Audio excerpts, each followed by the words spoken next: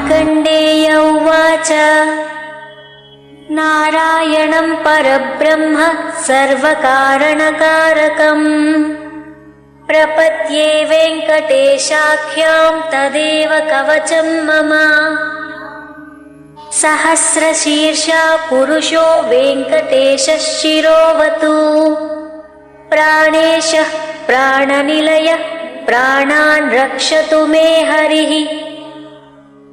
आकाशराट् सुतानाथ आत्मानं मे सदावतु देवदेवोत्तमोपायाद्देहं मे वेङ्कटेश्वरः।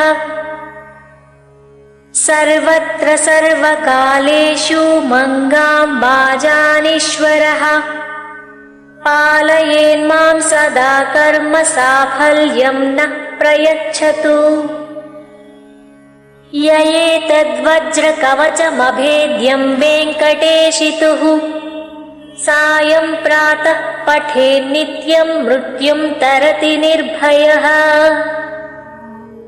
इति श्रीवेङ्कटेश्वर वज्रकवचस्तोत्रं सम्पूर्णम्।